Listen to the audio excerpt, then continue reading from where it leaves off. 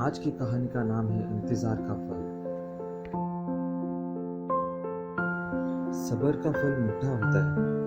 आपने इस मुहावरे को जरूर सुना होगा। चलिए आज हम इस कहानी से जानते हैं कि इसका मतलब क्या होता है। इस कहानी में बताया गया है कि तारों को कैसे ईर्ष्या का भाव उत्पन्न होता है और श्री नारद मुनि उनको कैसे इस मुहावरे का अर्थ समझाते हैं। यह अत्यधिक सुंदर और प्रेरणादायक कहानी है। आप इसे पूरा जरूर सुने।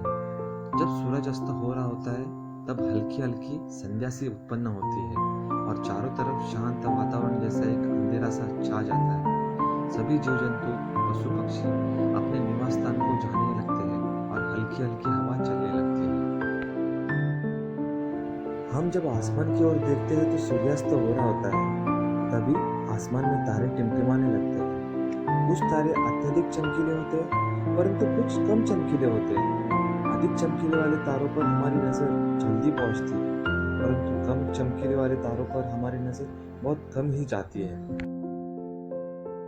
इसीलिए हम उन पर ध्यान नहीं दे पाते और उनकी सुंदरता फीकी पड़ जाती है। परंतु उन सब में से एक ऐसा तारा होता है जो अधिक चमकीला होता है, जिसके आने से पूरा आसमान जगमगा जाता है। वो इतना सुंदर और चमकीला होता है कि उसके जगमगाते ही लोगों के चेहरे पर खुशी आ जाती है। उसे हम स्वाति नक्षत्र के नाम से जानते हैं। यह अत्यधिक चमकीला और सुंदर होता है, जिसके आने से लोग खुश हो जाते हैं। इसीलिए बाकी के नक्षत्र स्वाति नक्षत्र से ईर्ष्या करते हैं और अपनी इस ईर्ष्या की कथा को श्री नारद मुनि को बताते हैं। नारद मुनि उन सभी तारों को समझाते हुए कहते हैं कि देखो, जो भी सब्र करता है उनकी कीर्ति संसार में होती है और मुझे प्रतीत होता है कि आप लोगों में धैर्य नहीं है, इसलिए आप लोग संध्या काल में होते ही तुरंत जगमगाने लगते हैं। लेकिन स्वाति नक्षत्र अत्यधिक समय के बाद आसमान में निकट आता है, तभी उसकी प्रतिस्पर्धा इतनी अधिक होती है। तभी सभी लोगों के चेहरे पर मुस्कान आता है। इसलिए कहा जाता है कि हमें सब्र करना चाहिए क्योंकि उसका फल मीठा होता है। यह बात हम सब जानते हैं और इसे हम लोगों ने महसूस भी किया है। मैं हमेशा अपने कार्यों को पूरा करने के बाद उसके परिणाम के इंतजार में उतावला हो जाता हूँ या फिर अपने आने वाले कार्य को पूरा करने के लिए उतावला हो जाता हूँ, जिससे मेरा आने वाला कार्य भी बिगड़ जाता है।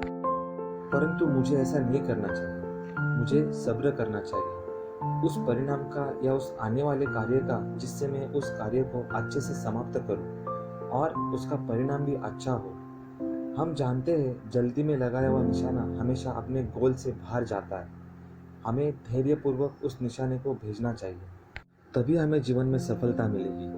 हमें किसी भी कार्य को धैर्यपूर्वक करना चाहिए, तभी सफलता के दरवाजे खुलते हैं। धैर्य ही ऐसा शस्त्र है जो विकट परिस्थितियों में मनुष्य के मस्तिष्क का संतुलन बनाए रख सकता है और उसको आगे आने वाली चुनौतियों से निपटने के लिए नए मार्ग को बतला सकता है। बड़े बड़े महात्मा और महापुरुषों के द्वारा भी बताया गया है कि हमें भी किसी कार्य में सफलता पानी है तो उसे चिंता मुक्त होकर करना चाहिए और सब्र रखना चाहिए। परिणाम की सफलता अवश्य मिलेगी। धन्यवाद।